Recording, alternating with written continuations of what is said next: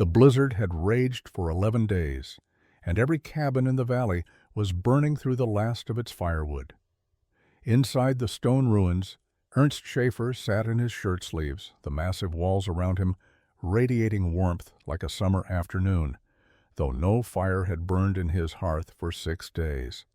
Before we continue, drop a comment telling us where you're watching from, and if frontier ingenuity like this fascinates you, hit that subscribe button because tomorrow's story is even more remarkable.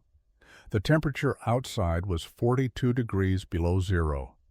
Wind screamed across the Montana Valley, driving snow horizontal, piling drifts against cabin walls until some structures were buried to their roof lines. Inside most homesteads, families huddled around failing fires, burning furniture when the firewood ran out, wearing every piece of clothing they owned, watching their breath crystallize in the air. Children cried from the cold. Adults made impossible decisions about which possessions to burn next. Some cabins had gone dark entirely, their occupants either fled to neighbors or frozen in the night. Ernst Schaeffer sat at his table in his undershirt, eating bean soup that was still hot from a fire that had died that morning. The stone walls surrounding his small cabin radiated heat like a living thing, steady and patient, warming the air without flame or smoke. He had not burned firewood in 6 days. The hearth sat cold and empty, yet the temperature inside his cabin held at 48 degrees, uncomfortable perhaps, but survivable, livable, impossibly warm given the conditions outside. The walls around him were not his construction. They were the remains of Fort Mackenzie, a fur trading post built in 1843 and abandoned in 1850 when the beaver trade collapsed. The fort's log structures had rotted away decades ago, but the stone walls remained, massive sandstone blocks mortared together by French-Canadian masons who had built to last. The walls stood 15 feet high in places, 3 feet thick, curving in a protective embrace around what had once been the fort's interior compound.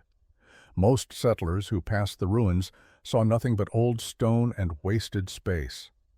Ernst had seen something else entirely.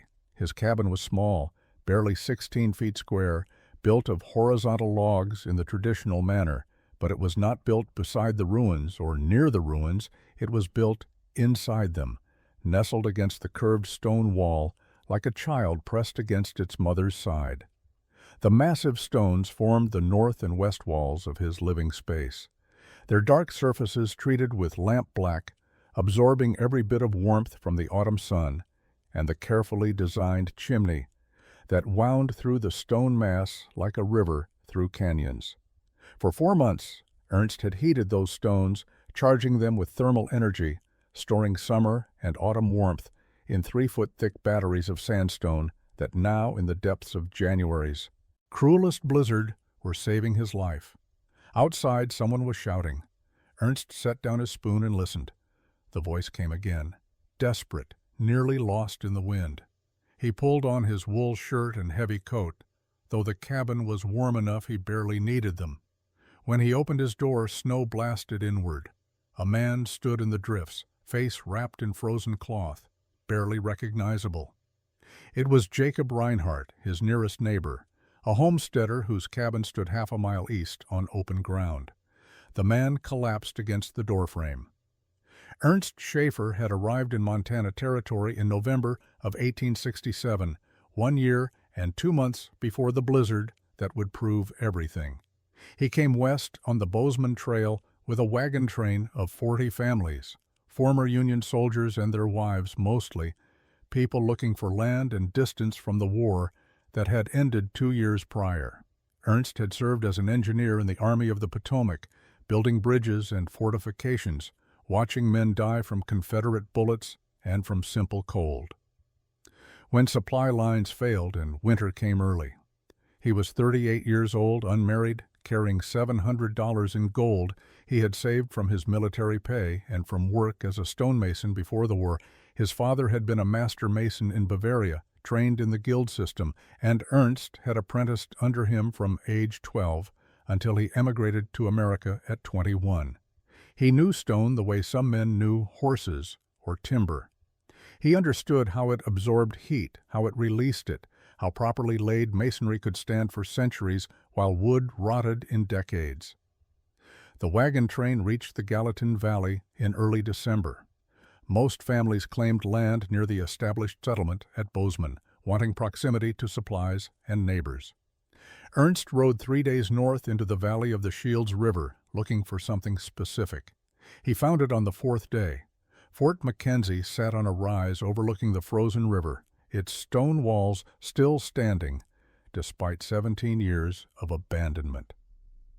The fort had been a trading post during the final years of the fur trade, built by the American Fur Company to compete with Hudson's Bay operations farther north.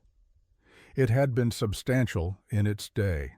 Stone walls enclosing nearly an acre, interior buildings for storage and housing, a defensive position commanding the river valley. Now the wooden structures were gone, collapsed and scattered, but the stone walls remained. Ernst walked the perimeter, examining the masonry with a professional eye. The stones were sandstone, quarried from outcrops visible 2 miles upstream.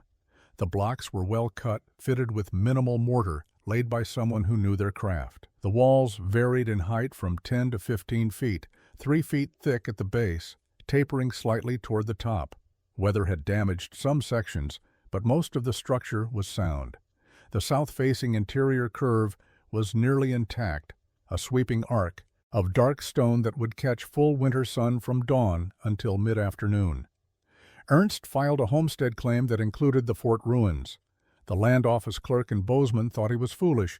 The ruins were 3 miles from the nearest neighbor, 5 miles from any established trail, surrounded by open grassland that would offer no protection from wind. Good timber was scarce, requiring a 2-mile haul from the nearest creek bottom. Water meant hauling from the river or melting snow. But the claim was legal, and Ernst paid his filing fee.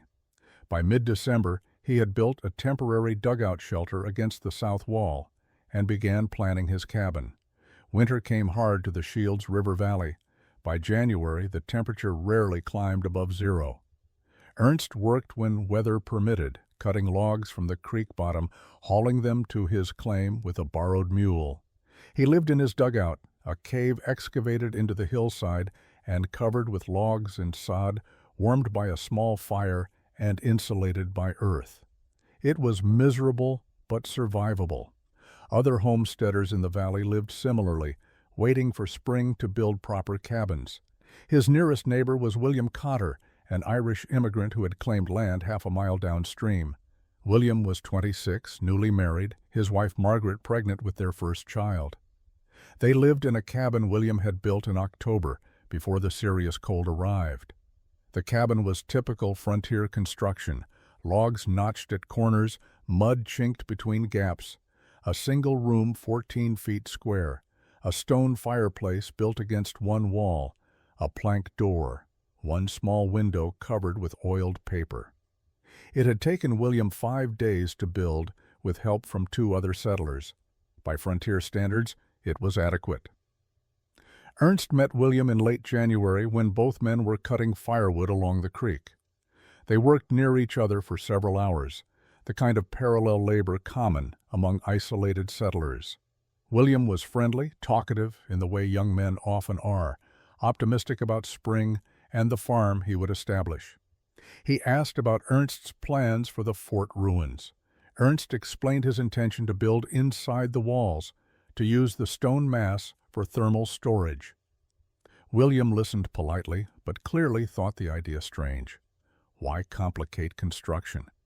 Why not build a simple cabin and be done with it? They parted cordially. Ernst returned to his dugout. William returned to his cabin and his wife. That night, the temperature dropped to 35 below zero. A cold snap settled over the valley, temperatures staying below zero day and night for 2 weeks. Ernst burned through firewood faster than anticipated, his small dugout fire insufficient against the extreme cold. He rationed his wood, wore every layer he owned, and survived. On February 9, 1868, the cold snap broke. Temperature climbed to 15 above zero, almost balmy by comparison. Ernst ventured out to check his log supply and saw no smoke rising from William Cotter's cabin. He thought perhaps William was away, visiting another homesteader, but something felt wrong. He walked the half-mile through knee-deep snow. The cabin door was barred from inside. Ernst called out. No answer. He forced the door, breaking the wooden bar. Inside he found William Cotter, frozen solid beside a cold hearth. Margaret was alive, barely, wrapped in every blanket and quilt they owned, unconscious from hypothermia. The cabin had run out of firewood 2 days earlier. William had died trying to keep his wife warm with his own body heat.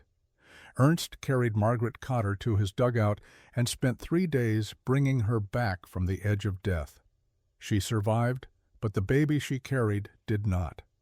A week later, she left the valley, returning east to family in Ohio, another widow from the frontier's endless harvest of young men. Ernst buried William on the hillside above the cabin, marking the grave with stones. He stood there longer than necessary, looking at the frozen ground, thinking about heat and cold and the thin margin between life and death in this country. The cabin William had built was sound by any reasonable standard. The logs were good, the chinking adequate, the fireplace drew properly, but it could not hold heat. Ernst knew this from his own experience in similar structures.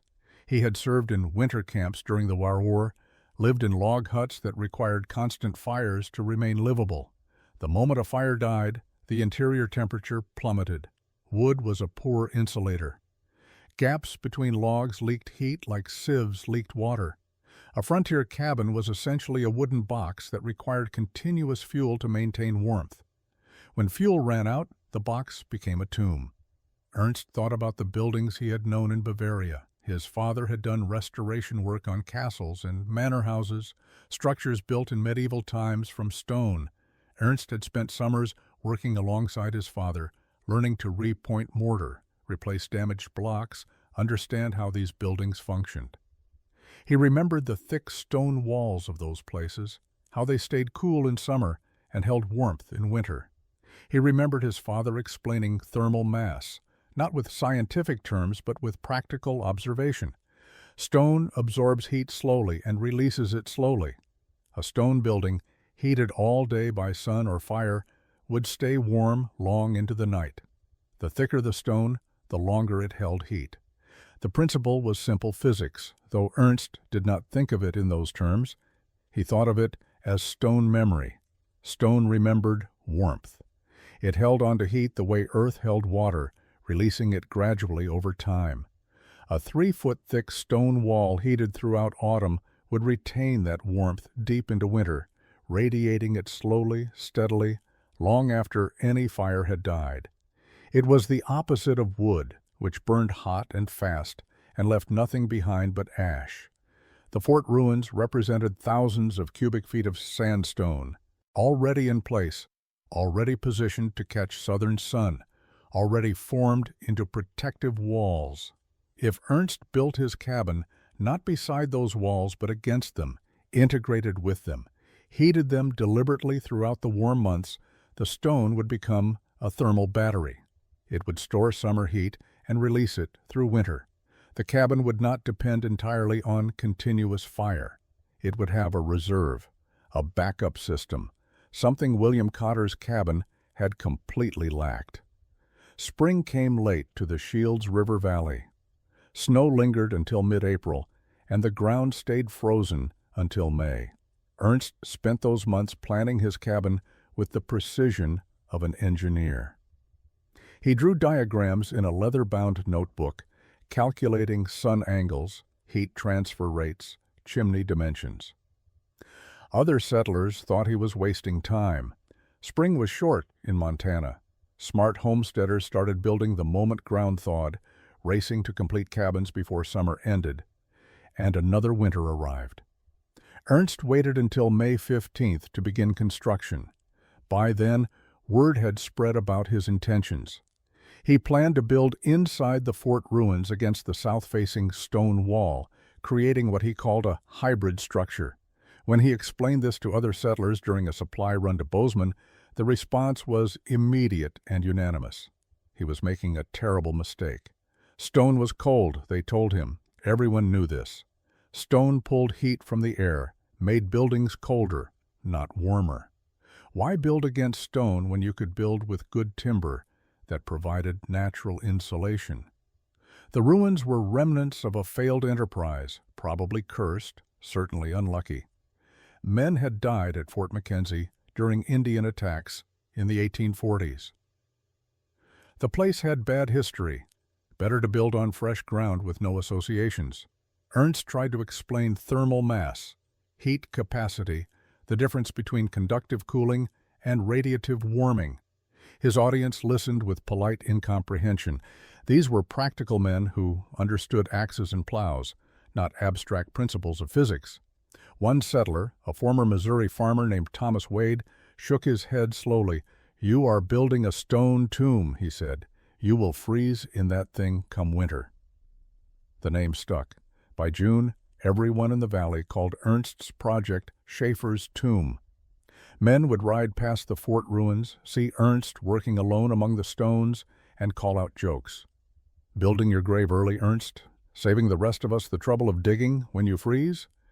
Ernst ignored them. He had learned during the war that explaining complex ideas to skeptical audiences was pointless. Results spoke louder than words. He would build his cabin, survive the winter, and let the structure speak for itself.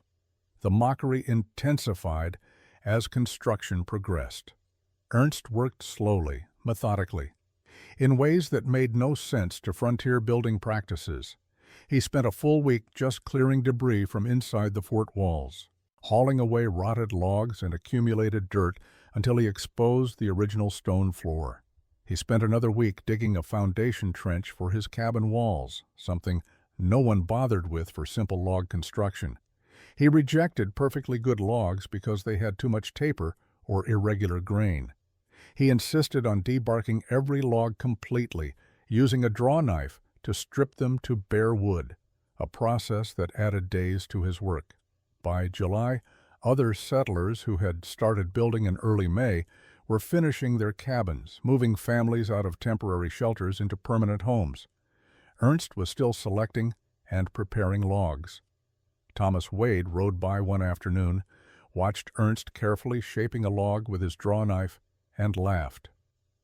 "Winter will catch you still working," he called out. "You will freeze before that tomb is finished." Ernst wiped sweat from his forehead and returned to his work without responding. Before cutting a single log for his cabin walls, Ernst spent 2 weeks studying the fort ruins with the attention of an archaeologist. He walked the interior perimeter every morning, noting how sunlight moved across the stone surfaces throughout the day. He observed which sections received direct sun, which fell into shadow, how the curved walls channeled or blocked wind. He was reading the structure, understanding its relationship to the environment before he committed to permanent construction decisions. The fort had been built by people who understood stone. The walls were not simple stacks of rock. They were engineered structures, each block cut to specific dimensions, fitted with minimal mortar, arranged in courses that distributed weight evenly. The south-facing wall, the section Ernst planned to build against, curved in a gentle arc approximately 60 feet long.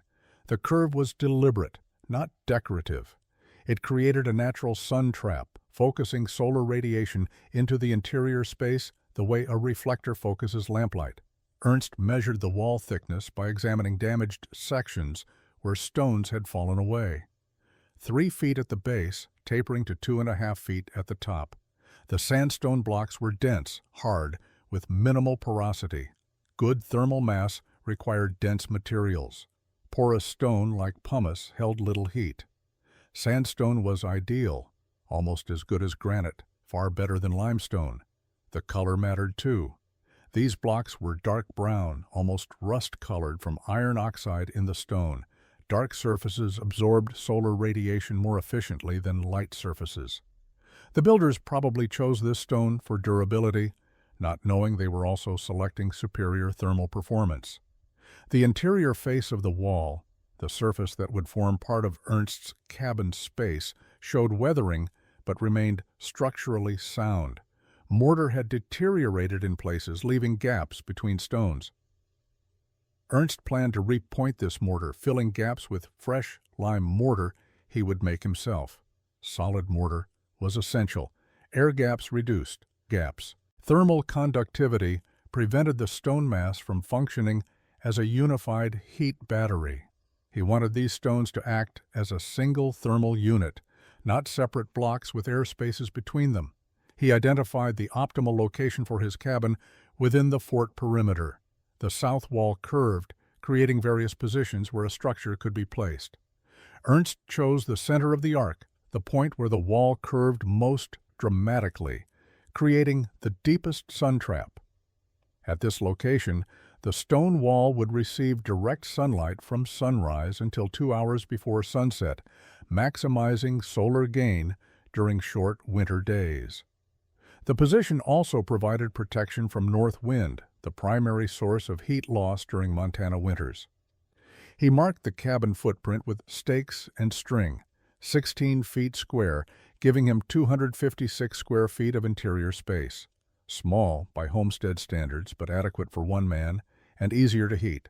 The cabin would sit 6 feet away from the stone wall, creating an air gap he could control with vents. This gap was critical to his design.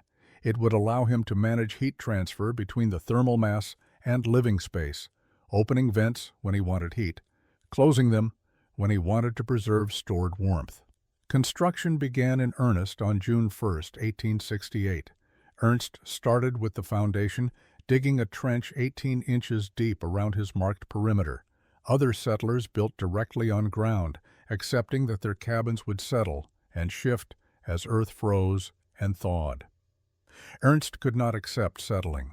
His cabin needed to remain precisely positioned relative to the stone wall. Any shifting would misalign the air gap, compromise the vent system he planned to install. He filled his foundation trench with stones gathered from collapsed sections of the fort wall, creating a stable base that would not move. The first logs went up slowly. Ernst had selected 28 logs for his walls, each one approximately 14 inches in diameter, debarked and shaped to uniform dimensions. He notched them using a modified dovetail technique, tighter than standard saddle notches, creating corner joints that would not settle or separate over time. Each log took hours to fit properly. He used levels and plumb lines, tools most frontier builders never bothered with, ensuring walls rose perfectly vertical. The wall closest to the stone ruins received special attention. Ernst did not attach this wall to the stone. Instead, he maintained his 6-foot gap, building a freestanding log wall parallel to the stone surface. This created a narrow corridor between his cabin and the fort wall, an airspace that would serve as his thermal management zone. He built this corridor with access doors at each end, allowing him to enter the space to maintain vents and monitor the system. The cabin walls rose through June and into July. By the end of July, Ernst had reached roof height, 8 feet above his foundation. He installed window frames on the south and east walls, openings that would receive glass windows, a luxury he had purchased in Bozeman at considerable expense. Glass was rare in frontier cabins, but Ernst needed it. Glass allowed solar radiation to enter while preventing heat from escaping, creating a greenhouse effect that would contribute to warming his interior space. The door frame went into the south wall, positioned to receive maximum sun exposure.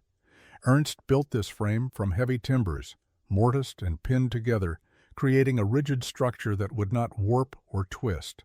The door itself would be thick, insulated, fitted with precision. He could not afford air leaks around his entry point. Every gap was a heat loss pathway.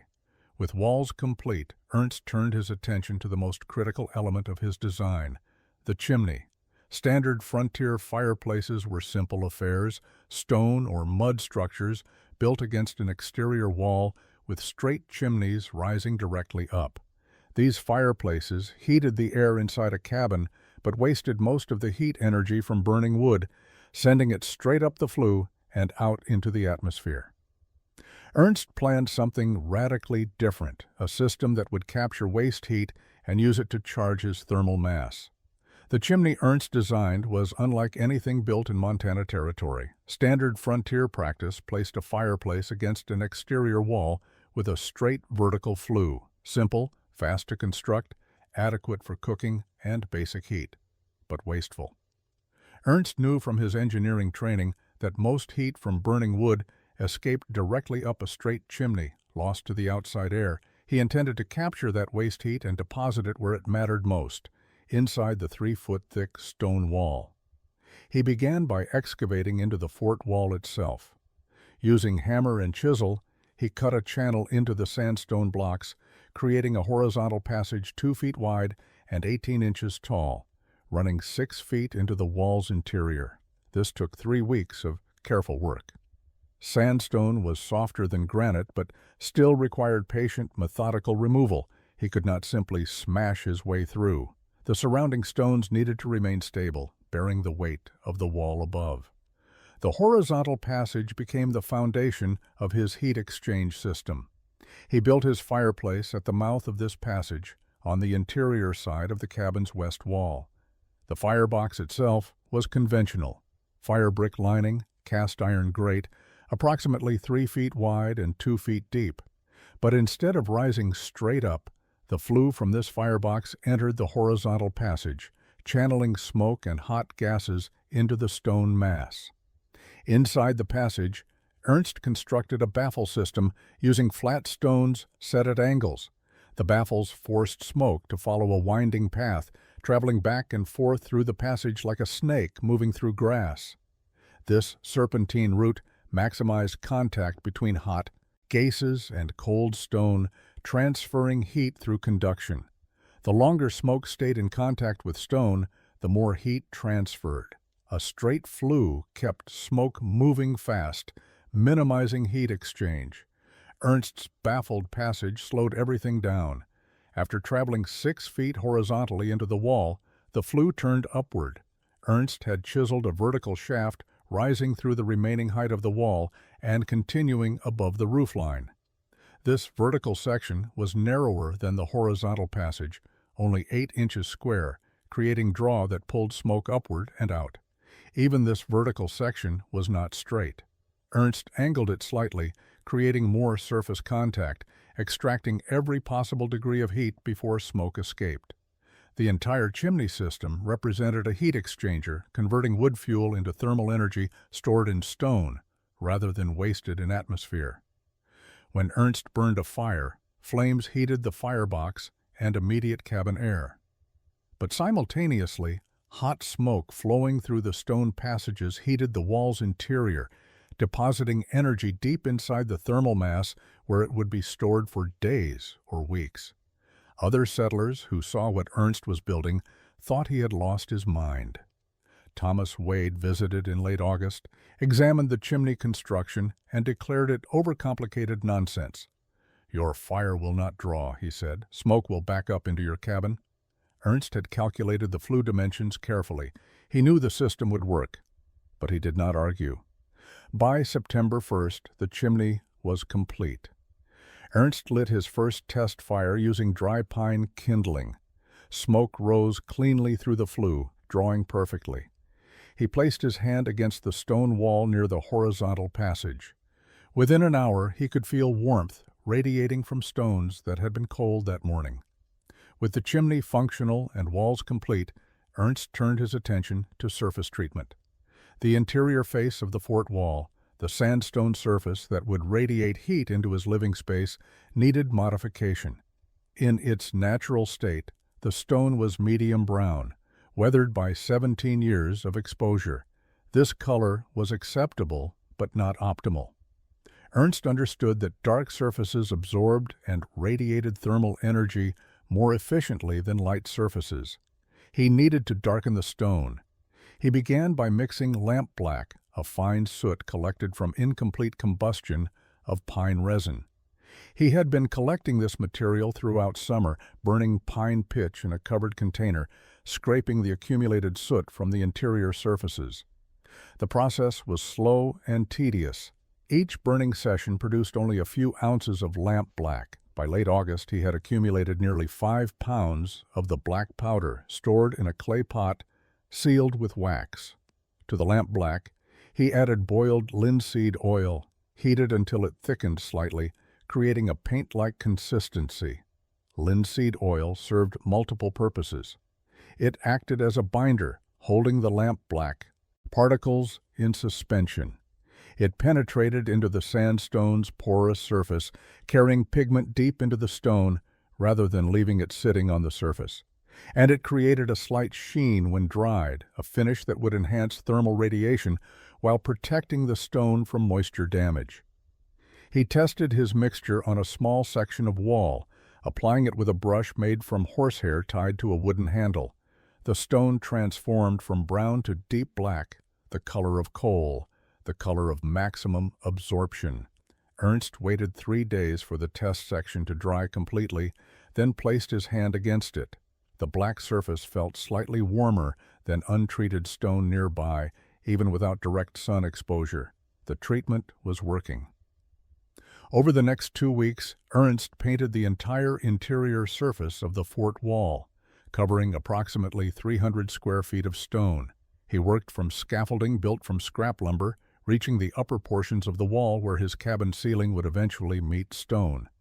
He applied the mixture generously, ensuring complete coverage, painting into mortar joints and over the rough, irregular surface where weather had pitted the sandstone. Settlers passing by stopped to stare. The fort wall, once brown and weathered, now gleamed black along its interior curve. Against the natural colors of grass and sky, the black wall looked unnatural, almost threatening. Some settlers thought Ernst was painting the wall for aesthetic reasons, though no one could understand why anyone would want black stone. Others assumed he was waterproofing, though painting the interior rather than exterior made no sense for that purpose. No one guessed the real reason. Thomas Wade rode by during the final days of painting. He sat on his horse, watching Ernst work, shaking his head. "You have built a cave," he said. "That black wall will make your cabin dark as a mine shaft. You will live like a mole." Ernst climbed down from his scaffolding and walked to where Wade sat. He explained solar absorption, thermal radiation, the physics of dark versus light surfaces. Wade listened without comprehension. "Science talk," he finally said. "You are making this too complicated. A cabin is logs and a roof. That is all a man needs." The final element of Ernst's design was the most subtle and perhaps the most critical. The system that would control heat flow between the thermal mass and his living space.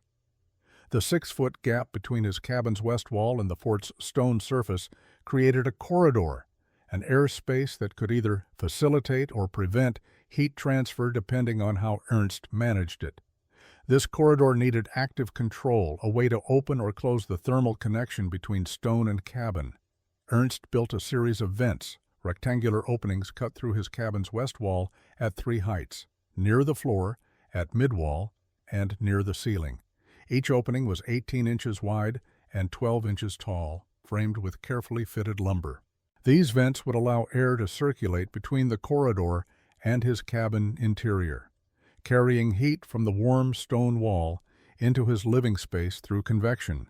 Warm air would rise from the stone, flow through upper vents into the cabin, while cool air from the cabin floor would flow out through lower vents into the corridor, descend along the stone wall, be heated, and rise again. A natural circulation loop, but Ernst needed to control when this circulation occurred. During autumn, when he wanted to charge the thermal mass, he needed the vents closed, preventing heat from escaping before it could be absorbed by stone. During winter, when he wanted to extract stored heat, he needed the vents open, allowing warm air from the stone to flow freely into his cabin. The vents required adjustable covers, shutters that could be opened or closed based on current needs. He built these shutters from thin planks precisely fitted to the vent frames. Each shutter hung on leather hinges attached to the interior side of the cabin wall. When open, the shutter swung inward, allowing full airflow. When closed, it sealed against the frame, preventing air exchange. Simple wooden pegs held the shutters in position. The system was elegant, requiring no complex mechanisms, operable with one hand. Ernst installed 12 shutters total, 4 at each height level. With all shutters closed, his cabin became thermally isolated from the stone wall, separated by 6 feet of dead airspace that acted as insulation. With all shutters open, the cabin became intimately connected to the thermal mass, part of a unified heating system where stone and interior space exchanged energy freely. The corridor itself needed access points. Ernst built small doors at the north and south ends of the gap, allowing him to enter the space for maintenance. These doors were deliberately small, only 4 feet tall. Small doors meant less heat loss when opened. By mid-September, the vent system was complete. Ernst tested it by lighting fires and monitoring temperature differences. With shutters closed and fires burning, cabin temperature rose quickly while the corridor and stone remained cool. Heat was staying in the cabin, flowing into the stone mass through the chimney, but not escaping through vents. September and October of 1868 were unusually warm in the Shields River Valley. Days reached into the 60s and 70s. Nights dropped only to the 40s. Perfect weather for finishing construction and for what Ernst called the charging season. With his cabin complete, except for interior furnishing, he began the process of storing thermal energy in the stone wall, preparing his system for the winter that would inevitably come. He burned fires constantly, far hotter and longer than necessary for comfort or cooking. Each morning, he loaded his firebox with seasoned pine and oak, building fires that roared and crackled, sending rivers of hot smoke through the horizontal passages in the stone wall. The cabin interior became uncomfortably warm, temperatures rising to 80 or 90 degrees. Ernst kept his vents closed, forcing all heat into the stone mass rather than allowing it to circulate into his living space. He worked outside during the day, returning to the cabin only to reload the fire. At night, he slept with windows open despite the warm interior, allowing cool air to enter and carry away excess heat. This seemed counterproductive to casual observers, heating a cabin during the day only to cool it at night. But Ernst was not trying to maintain comfortable interior temperature. He was trying to heat 3 feet of solid stone, thousands of cubic feet of thermal mass that would absorb energy slowly, reluctantly, over weeks of sustained heating. The cabin interior was merely the container for this process, a shell protecting the fire that fed energy into stone. He monitored stone temperature by touch, placing his bare hand against the black interior surface at various heights. In early September, the stone felt cool, drawing heat from his hand. By late September, it felt neutral, neither warm nor cool. By mid-October, it felt warm to the touch, radiating gentle heat even when no fire burned. The stone was charging, accepting energy, storing it in the molecular structure of sandstone, in the lattice of quartz and feldspar crystals that comprised the blocks. His firewood consumption was enormous. Ernst burned through nearly 3 cords during September and October, far more than typical frontier cabins consumed in entire winters. Other settlers noticed the constant smoke rising from his chimney and shook their heads. Thomas Wade stopped by in early October, saw the massive woodpile Ernst had accumulated and was rapidly depleting, and laughed. "You will run out of fuel by December," he said. "You are burning a winter's worth of wood just to heat stone that will never warm your cabin. You are wasting everything." Ernst did not attempt to explain. His system defied frontier common sense. The idea that stone could store heat, that burning excessive wood in autumn could reduce winter fuel needs, contradicted everything these men understood about heating cabins. They knew fire produced heat. They knew wood burned and created warmth. They did not understand thermal mass, heat capacity, or the difference between immediate heat and stored energy. Ernst simply continued his work. By November 1st, the stone wall was fully charged. Ernst could place his hand anywhere on the interior surface and feel warmth radiating outward. The temperature differential was not dramatic, perhaps 15 or 20 degrees warmer than ambient air, but it was consistent across the entire wall. The thermal battery was ready. The first serious cold arrived on November 7, 1868. Temperature dropped from 40 degrees at midday to 15 degrees by midnight.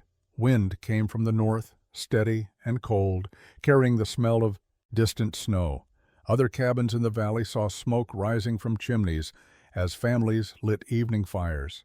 Ernst lit no fire. He wanted to test his system under controlled conditions before true winter arrived, wanted to understand how long the thermal mass would sustain interior warmth without any supplemental heating.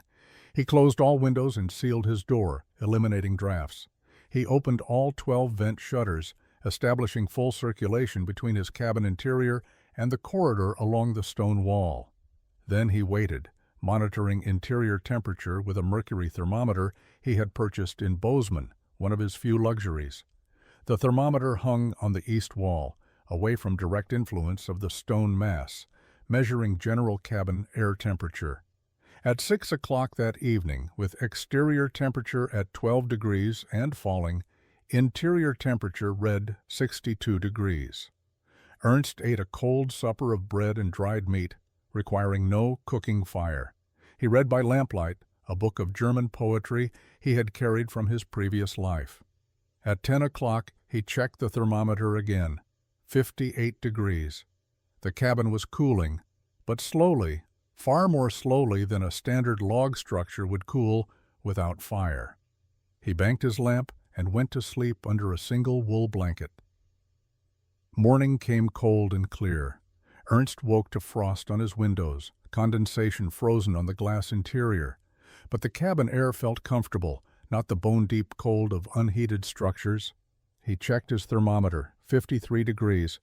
The cabin had lost only 9 degrees overnight, cooled from 62 to 53, while exterior temperature had dropped to 8 degrees. The stone wall was radiating stored heat, warming the air through convection and radiation, maintaining livable interior conditions without any fire. He continued the experiment through the day. Exterior temperature climbed to 22 degrees under clear sun. Interior temperature rose to 56 degrees, climbing slowly as the stone wall continued releasing stored energy. Ernst went about his daily work, hauling water, splitting firewood for future use, checking on his traps along the creek. When he returned to the cabin in late afternoon, the interior felt noticeably warmer than the outside air, despite having no heat source. By the second night, exterior temperature fell to 5 degrees. Interior held at 51 degrees. The rate of heat loss was decreasing as the temperature differential between interior and exterior grew larger, but the stone mass still contained enough stored energy to keep the cabin well above freezing. Ernst slept comfortably. He maintained the experiment for 4 full days, lighting no fires, simply observing how his thermal mass performed. On the morning of the 5th day, with exterior temperature at -2 degrees, interior temperature had fallen to 46 degrees. Still above freezing, still survivable with adequate clothing and blankets, but approaching the lower limit of comfortable living. The stone wall felt cool to the touch now, no longer radiating obvious warmth. The thermal battery was depleting. Ernst lit a fire that morning, a moderate fire for cooking and comfort. Within 2 hours, cabin temperature rose to 60 degrees. The fire also began recharging the stone, though more slowly than the intensive charging he had done in autumn. Word spread quickly through the scattered homesteading community. Ernst Schaeffer had gone 4 days without burning firewood during cold weather, and his cabin had remained warm enough for habitation. The claim seemed impossible. Several settlers, including Thomas Wade, rode to the fort ruins to investigate. They arrived on November 12th, a cold afternoon with temperature hovering around 15 degrees. Ernst invited them inside. The cabin interior was warm, comfortably warm, warmer than the outside air by at least 30 degrees. A small fire burned in the fireplace, but it was modest, the kind of fire used for cooking rather than heating. The stone wall dominated the interior, its black surface visible through the open vent shutters. Thomas Wade placed his hand against the stone and jerked it back, surprised. The stone was warm, noticeably warm, warmer than any stone should be in November without direct sun exposure. "How long has this fire been burning?" Wade asked, gesturing to the fireplace. "Since this morning," Ernst replied. 3 hours, perhaps." Wade looked skeptical. "You must have burned a fire last night." "No fire," Ernst said. "No fire yesterday either, or the day before. I burned my last fire 5 days ago, for 4 days. This cabin had no fire at all." The men exchanged glances. "Impossible," Wade said flatly. "No cabin stays warm for 4 days without fire." Ernst showed them his firewood supply, pointing out that the amount had not decreased significantly in the past week. He showed them his cold hearth, days of accumulated ash undisturbed by recent fires. He explained the thermal mass principle again, speaking slowly, using simple terms. "The stone absorbs heat when I burn fires. It stores that heat like a barrel stores water. When I stop burning fires, the stone releases the stored heat slowly, keeping the cabin warm for days. The stone is a battery for warmth." The men listened, but clearly did not believe him. One settler, a Norwegian named Olaf Bjornson, suggested that Ernst was lying about not burning fires, that he must be lighting them at night when no one could see smoke. Another suggested Ernst had some secret heat source hidden in the cabin. Wade proposed that the cabin's small size and tight construction explained the warmth, not the stone wall. Any well-built cabin would stay warm for days without fire if properly sealed. Ernst did not argue. He simply stood near his stone wall, feeling the gentle warmth radiating from its surface, knowing what he had built worked exactly as he had calculated it would. The settlers left, still skeptical, convinced Ernst was either lying or deluded. As they rode away, Ernst heard Wade speaking to the others. "He has built a tomb and convinced himself it is warm. Come January, we will see him burning fires like everyone else. By February, he will abandon that stone cave and build a proper cabin." Ernst closed his door and returned to his book. He had proven his system to himself. Whether others believed was irrelevant. Winter would provide the real test, not November cold, but January brutality, the deep cold that killed men and tested every structure. January of 1869 brought cold that felt biblical in its intensity. The first week saw temperatures drop to 20 below zero and stay there, day and night. No warming trend, no relief. By the second week, temperatures fell further, reaching 30 below on January 10th, 35 below on January 12th. The sky stayed clear, crystalline blue during brief daylight hours, offering no insulation from the void beyond. Stars at night seemed close enough to touch, their light sharp and cold. Settlers burned through firewood at catastrophic rates. Cabins required constant fires to maintain even minimal warmth. Men spent daylight hours cutting wood, hauling it back to cabins, splitting it, stacking it near doors for easy access. At night, someone had to wake every few hours to feed fires. If a fire died, interior temperature plummeted within minutes.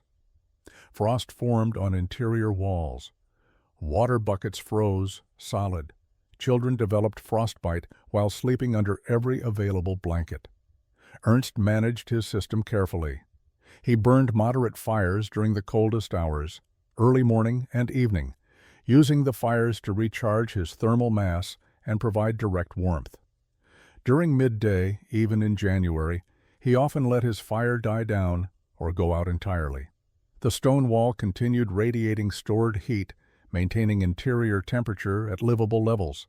His firewood consumption was half that of his neighbors, maybe less. Other settlers noticed smoke rising from his chimney inconsistently, sometimes present, sometimes absent, and assumed he was freezing, too proud to admit his stone tomb had failed. On January 15th, the temperature dropped to 40 below zero. This was dangerous cold, the kind that killed quickly. Exposed skin froze in minutes. Breath crystallized and fell to the ground.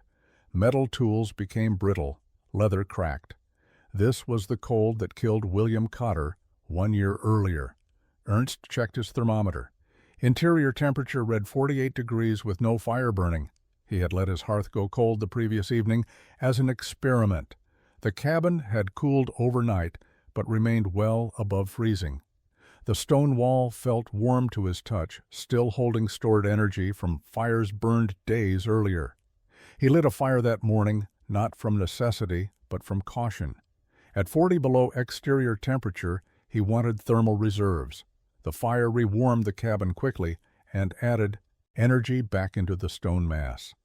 By afternoon, with a modest fire burning, interior temperature reached 60 degrees, comfortable, safe, survivable without question. The cold persisted. January 16th saw 42 below. January 17th stayed at 40 below. No warming, no break. The Shields River Valley had become a frozen wasteland. Game animals stayed in shelter. Birds disappeared. The world narrowed to the space between cabin walls and the desperate struggle to maintain heat. Settlers burned furniture when firewood ran low. Some abandoned their claims, loading families into wagons and fleeing south toward Bozeman, hoping to find shelter in the town until the cold broke. Ernst stayed. His firewood supply remained adequate. His cabin stayed warm. On January 18th, the 19th day of continuous deep cold, a blizzard arrived. The blizzard began on the evening of January 18th with wind from the northwest, steady and building. By midnight, snow was falling horizontally, visibility reduced to nothing. The wind howled around the fort ruins, screaming over the stone walls, driving snow into every crack and gap. Ernst sealed his windows with blankets nailed over the frames, blocking drafts. He loaded his fireplace with split oak and let it burn hot, recharging his thermal mass before the storm's full fury arrived. By morning, the cabin was buried. Snow had drifted against the south wall, covering his door completely. Ernst dug himself out through the window, clearing a path to his woodshed. The exterior temperature had risen slightly to 35 below, but wind made it feel far colder. Wind chill was a concept Ernst understood from military experience. Moving air stripped heat from exposed surfaces far faster than still air. This wind was relentless. The blizzard continued through the second day, the third day, the fourth day. Ernst lost track of time. Day and night blurred together in gray-white chaos. He burned fires regularly, maintaining thermal reserves, but the constant wind increased his heat loss. Cold air infiltrated through tiny gaps he had not known existed. His windows, despite being sealed with blankets, still leaked cold. The cabin's interior temperature dropped lower than it had all winter, hovering around 45 degrees even with regular fires. On the sixth day, Ernst's firewood supply began running low. He had been burning more than anticipated, fighting the wind's relentless heat theft. He calculated carefully. He had enough split wood for perhaps 4 more days of regular fires. After that, he would need to either venture out in the blizzard to retrieve more from his shed or rely entirely on his thermal mass. He chose to conserve. On the morning of the 7th day, he let his fire die after cooking breakfast. The cabin cooled slowly. The stone wall, charged by days of regular fires, held steady at approximately 50 degrees. Air temperature in the cabin fell to 43 degrees by evening. Cold, but survivable. Ernst wore his heavy coat indoors, wrapped himself in blankets, and waited. The blizzard showed no signs of stopping. Day 8, Day 9, Day 10. Ernst burned no fires. His remaining firewood sat untouched near the hearth, reserved for emergency. The stone wall continued radiating heat, but its stored energy was depleting. He could feel the difference. The warmth was gentler now, less assertive. The cabin temperature held at 42 degrees, sometimes dropping to 40 during the coldest nighttime hours. He slept under every blanket he owned, fully clothed, but he slept. He was not freezing. The thermal mass was sustaining him. On the afternoon of the 11th day, someone pounded on his door. Ernst forced it open against the snowdrift, and Jacob Reinhardt fell inside. The man was ice-covered, barely conscious. Behind him, visible through the blowing snow, Ernst saw shapes. Reinhardt had brought his family, his wife Anna, 4 children ranging from age 3 to 12. They stumbled into the cabin, hypothermic, desperate. Jacob's cabin had run out of firewood 2 days earlier. They had been freezing. Ernst pulled the Reinhardt family inside and forced the door closed against the wind. 7 people now occupied a space designed for 1. Anna Reinhardt collapsed near the stone wall, pulling her 3-year-old daughter against her. The other children huddled together, shaking uncontrollably. Jacob stood swaying, his face gray with cold, unable to speak coherently. Ernst recognized the signs of severe hypothermia. These people were close to dying. He acted quickly. First, he removed their wet outer clothing, everything crusted with ice and snow. Wet clothing accelerated heat loss. He wrapped the children in his blankets, placed them directly against the stone wall where warmth radiated most strongly. He gave Anna his heavy coat and positioned her beside her youngest child. Jacob he sat near the wall, though the man was barely responsive. Then Ernst made the decision that would save them. He lit a fire using his carefully hoarded firewood, a large fire, extravagant by his recent standards, flames roaring in the firebox. The cabin warmed rapidly. Color began returning to the children's faces. Anna stopped shaking. Jacob's eyes focused. Within an hour, the immediate crisis had passed. The family would survive. But Ernst knew the situation remained precarious. 7 people consumed oxygen faster than 1.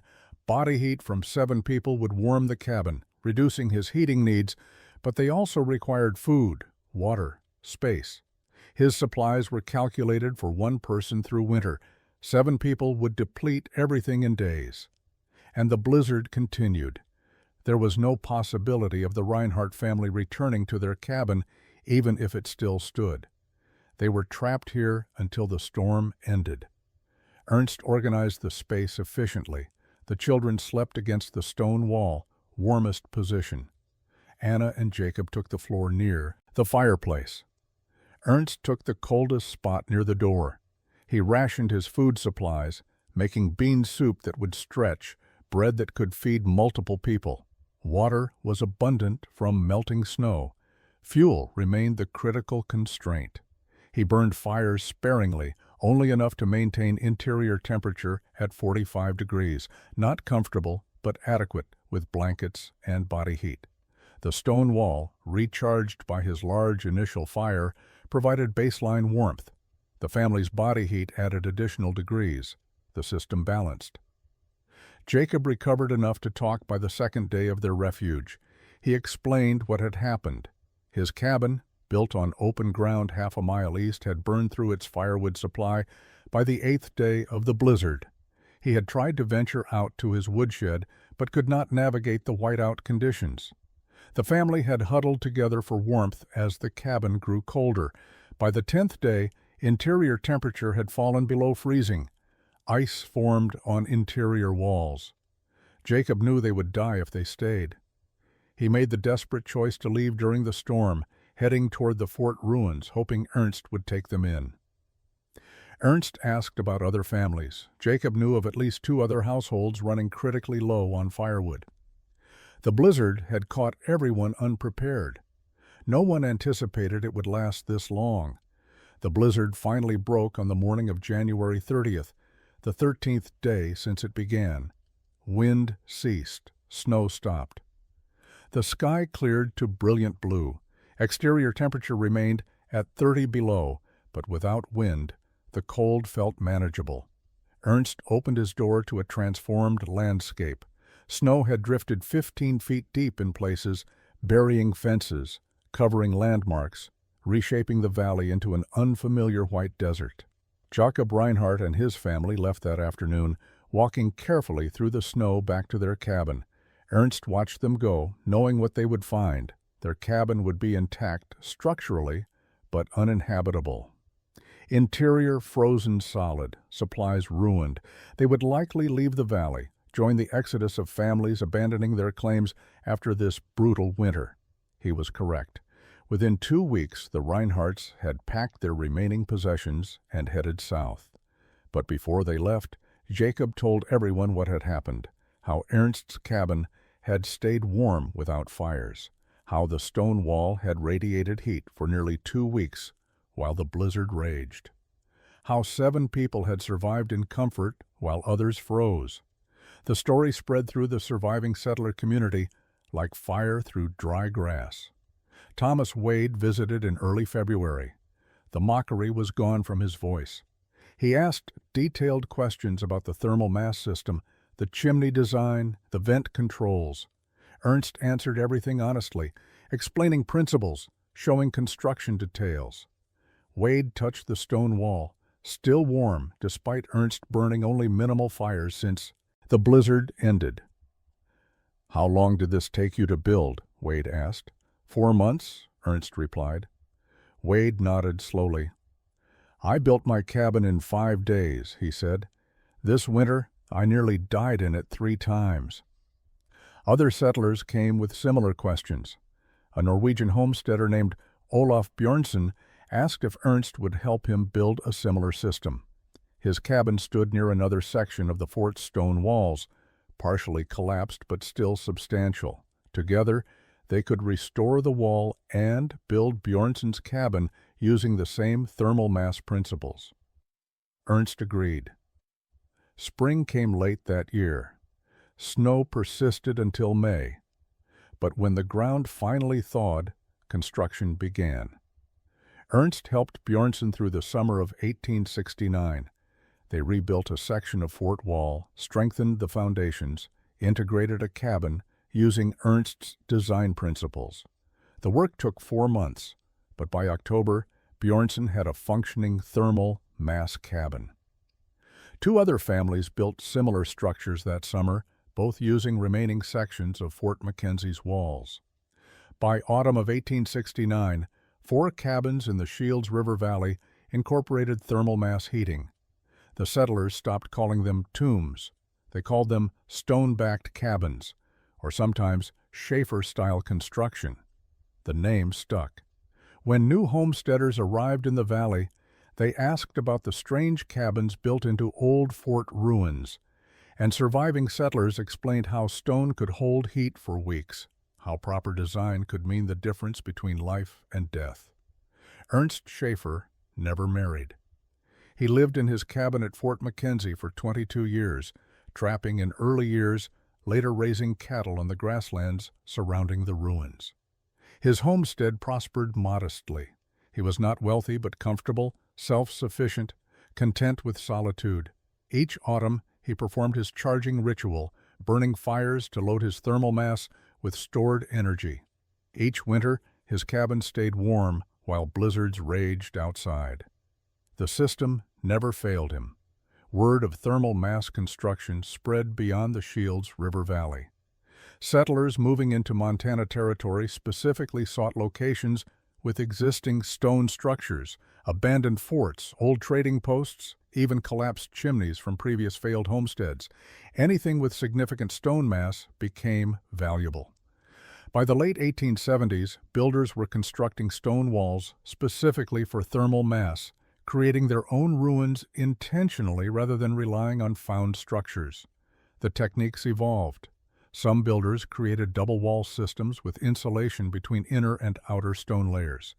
Others experimented with water-filled barrels heated by chimneys, using liquid thermal mass instead of solid stone. The principles remained consistent. Capture heat when abundant, store it in high-capacity materials, release it slowly when needed.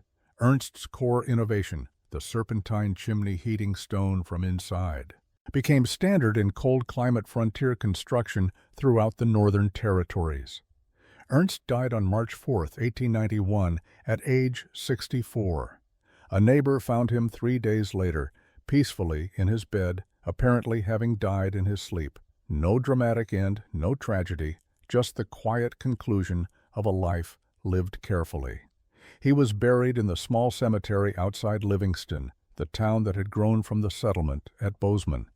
His gravestone read simply, Ernst Schaeffer, 1827 to 1891. Builder. His cabin at Fort McKenzie remained occupied for another 30 years. A series of ranchers and homesteaders lived there, each benefiting from the thermal mass system Ernst had created. The stone wall continued functioning exactly as designed, absorbing heat, storing it, releasing it, year after year, winter after winter. Eventually, the cabin was abandoned in the 1920s when modern heating systems made such elaborate passive heating unnecessary. Today, the fort ruins still stand. The stone walls have weathered more than a century and a half, but sections remain intact, including the south-facing curve where Ernst built his cabin. The logs are gone, rotted away decades ago. But the stone endures, dark from Ernst's lamp-black treatment, marked by the chimney passage he carved with hammer and chisel. Historical markers identify the site as Fort McKenzie, mention the fur trade era, describe the fort's brief operational period in the 1840s. No marker mentions Ernst Schaeffer. No sign explains the thermal mass heating system that saved lives here. His innovation has been forgotten by official history, remembered only in scattered journals and letters from frontier families who survived brutal winters because someone took the time to understand how stone holds warmth. The impossible became routine, a cabin heated by walls that remembered summer.